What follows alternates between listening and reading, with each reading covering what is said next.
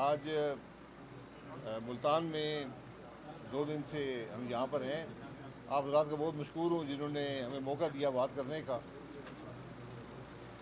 باتیں بہت سی ہیں، لیکن شروع میں جو یہاں کی اس علاقے کی ایک بڑی ڈیمانڈ ہے سرائیکی صوبے کے حوالے سے.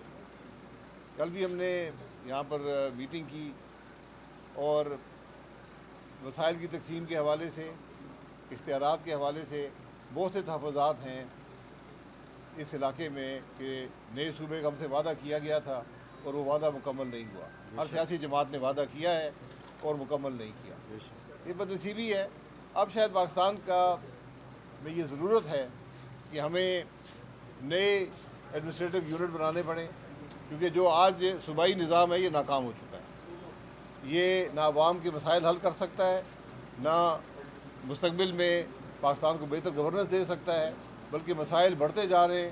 اور آج یہ صوبے کرپشن کا ایک بڑا کھلا بازار ہیں اور عوام کی تکالیف یہاں کم ہونے کے بجائے بڑھتی جا رہی ہیں.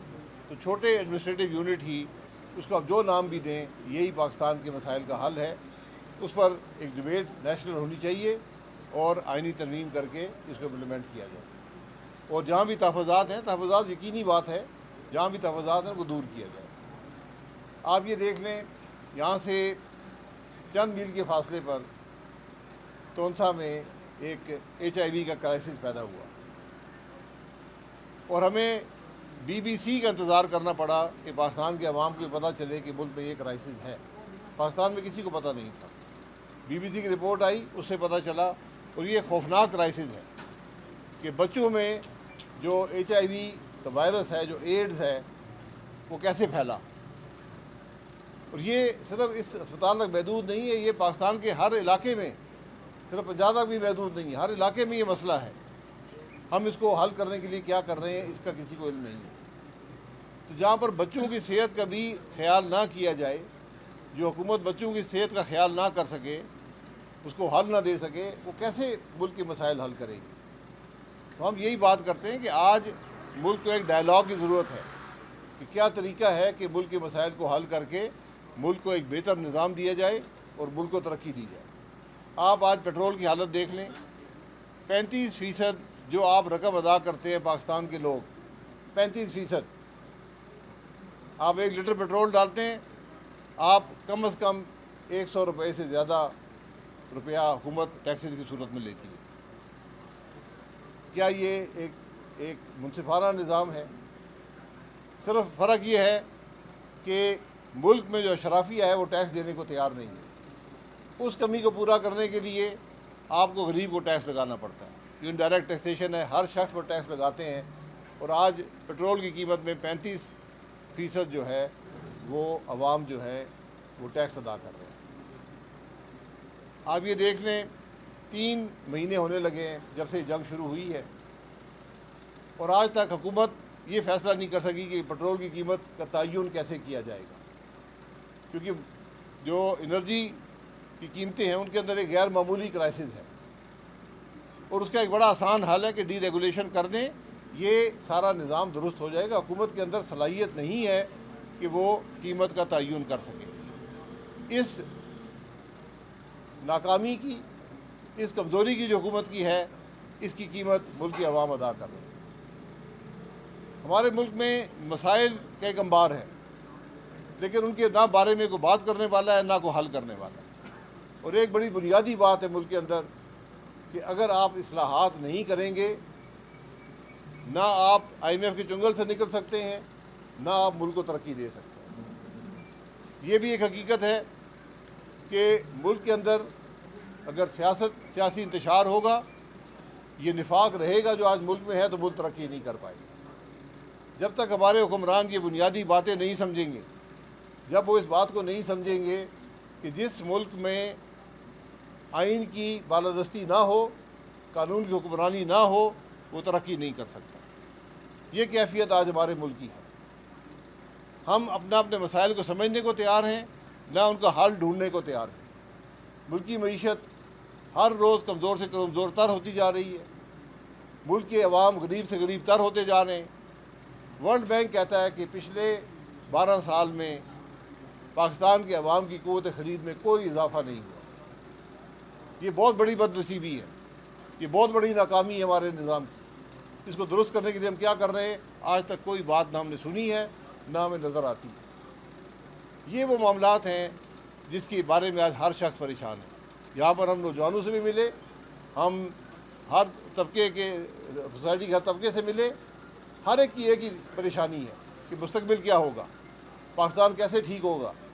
نوجوان یہ سوال کرتے ہیں کہ ہمارے حالات کیسے درست ہوں گے، ہمارے تعلیمی معیار کیسے بہتر ہوگا، ہمیں روزگار کے مواقع کیسے ملیں گے، کاروبار کے مواقع کیسے ملیں گے۔ یہی سوال ہر پاکستانی آج کر رہا ہے، لیکن اس کا جواب کسی کے پاس نہیں ہے۔ ہم صرف یہ کہتے ہیں کہ خدا کے لیے کچھ اس ملک کے عوام کی تکلیف کا احساس کریں، حل ڈھونڈیں، اپنی صلاحیت پیدا کریں کہ آپ یہ حل پیدا کر سکیں اس ملک کے اندر اصلاحات کریں، ریفارمز کریں، پھر جا کر ملک درست ہوگا۔ لیکن یہ بدقسمتی ہے کہ آج کی جو حکمران ہیں، جو آج 3 بڑی جماعتیں ہیں جو سب حکومت میں ہیں، ان کے اندر کوئی صلاحیت نہیں ہے کہ ملک کے مسائل حل کر سکیں، نہ ان کی نیت ہے۔ وہ صرف ہر قیمت پر اپنے اصول بیچ کر، اپنا ضمیر بیچ کر کرسی کی تلاش میں رہتے ہیں۔ ان معاملات میں، ان حالات میں پاکستان کے حل آپ کو نہیں ملیں گے۔ پاکستان کے مسائل بڑھتے جائیں گے اور پھر ایک دن ہم سارے افسوس کریں گے کہ ہم کیسے یہاں پر پہنچے، اور ہم ڈھونڈتے رہیں گے یہ کون قصوروار تھا۔ کوئی اچھا سر، رائے صوبوں کی اہمیت اپنی جگہ، لیکن جب بھی ترمیم پاکستان میں آتی ہے تو کوئی نہ کوئی ایجنڈا ہوتا ہے جس پر ریزرویشن بھی ہے مختلف پارٹیوں کو۔ کیا کہیں گے اس ترمیم کے حوالے سے ضروری ہے؟ کون سی ترمیم؟ 28ویں ترمیم جو تیاری کی جا رہی ہے۔ 28ویں ترمیم کا آج تک کسی کو پتہ نہیں ہے کہ ہے کیا، اور نہ ہی آخری وقت تک پتہ چلے گا۔ 26ویں ترمیم جب وزیر صاحب اسمبلی کے اندر پڑھ رہے تھے، اس وقت بھی اس ترمیم کے اندر ترمیم ہو رہی تھی۔ 27ویں ترمیم کی حالت بھی آپ دیکھ لیں۔ یہ آئینی ترامیم جو ہوتی ہیں یہ ایک دن میں نہیں ہوتی، یہ کئی مہینے، کئی سال کا پروسیس ہوتا ہے۔ آپ اپنی سوچ عوام کے سامنے رکھتے ہیں کہ ہم یہ ترمیم کرنا چاہتے ہیں، پبلک ڈیبیٹ ہوتی ہے، پھر جا کر یہ مسئلہ حل ہوتا ہے۔ تو اس لیے خدا کے لیے اس ملک پر کو رحم کرے کہ جس طرح آپ نے 26ویں 27ویں کی ہے، یہ 28ویں ترمیم اس ملک پر بٹھوں سے نقصان ہوگا۔ اچھا سر، آپ نے پارٹی بنائی ہے، یقیناً آپ کو آشیرواد حاصل ہوگی، تو منشور کیسا، کیا لوگوں میں کس طرح؟ ہمارا منشور ہے آشیرواد کے بغیر سیاست۔ اور جناب اور بھی سوال؟ سر، یہ صوبے کی ابھی آپ بات کر رہے تھے، پچھلے 3 سال سے یہاں پہ گندم کی خریداری، کپاس کی خریداری، فارمنگ جو پوری کمیونٹی ہے پوری طرح متاثر ہوئی ہے۔ تقریباً ایک اعداد و شمار کے مطابق 20 ارب ڈالر کا یہاں کے مقامی لوگوں نے نقصان برداشت کیا۔ اس کے حوالے سے پارٹی کا کیا آپ کا سلوشن ہے اور کیا بفور؟ یہ ہم اس پہ بھی ہر جگہ بات کرتے ہیں۔ یہ اچھا ہوا کہ آپ نے سوال کر دیا ہے۔ ابھی بھی کسانوں کے نمائندے یہاں پر آئے تھے، کل بھی ہم نے ان سے بات کی تھی۔ یہ بدنصیبی ہے ملک کی، اور یہ نظام کی سب سے بڑی ناکامی ہے، اس پہ عیاں ہوتی ہے کہ ہر سال ایک نیا نظام آتا ہے گندم کی خریداری کا، اور وہ نظام ناکام ہو جاتا ہے، اور اس کا اثر جو ہے وہ کسان اور اس ملک میں جو خریدار ہے آٹے کا، وہ برداشت کرتا ہے۔ یہ مجھے کوئی سمجھا دے کہ آپ منیمم سپورٹ پرائز کی بات کرتے ہیں، اور جب وقت آتا ہے آپ کسان کو دیتے نہیں۔ کبھی آپ کمپنیاں مقرر کرتے ہیں کہ یہ خریداری کریں گی، کبھی آپ کہتے ہیں جی اس رقم سے زیادہ جو بیچے گا اس کو اندر کر دیں گے۔ یہاں کوئی نظام نہیں ہے، یہاں کوئی سوچ نہیں ہے کہ ہم کیسے اس کو، جو ملک گندم کی خریداری جو بنیادی ضرورت ہے عوام کی، اس کے بارے میں کوئی پالیسی نہ بنا سکے، اس کو گھبرانے کا کوئی حق نہیں۔ اچھا سر، جب سے آپ نے پارٹی بنائی ہے، ملتان جو کہ جنوبی پنجاب کا ہب ہے، یہاں پر کوئی آپ کی تنظیم سازی نظر نہیں آئی، کوئی ایکٹیویٹی نظر نہیں آئی۔ جب آپ آتے ہیں تو آپ کے کچھ 1-2 عہدیدار سامنے آ جاتے ہیں، کیا وجہ ہے؟ آپ تنظیم سازی نہیں کر رہے، نہ کوئی اہم ترین شخصیت آپ کی پارٹی میں شامل ہوئی ہے، اس کی کیا وجہ ہے؟ جی، اہم ترین شخصیت کو ہم ڈھونڈتے نہیں ہیں، ہم عوام کے پاس جاتے ہیں، ضلع کی سطح پہ جاتے ہیں، بات کرتے ہیں، مسائل کا حل ڈھونڈتے ہیں، ایشوز پر بات کرتے ہیں۔ یہی طریقہ ہوتا ہے سیاسی جماعت کا۔ وہ پکی پکائی سیاسی جماعتیں اور ہوتی ہیں مخصوص مقاصد کے لیے، ہم وہ جماعت نہیں ہے۔ اکثر جو ملک کی سیاسی صورتحال ہے، کیا لگتا ہے یہ حکومت یہ پورا کرتا دکھائی نہیں دے رہی، جس وجہ سے آپ لوگ ایکٹیو ہو رہے ہیں؟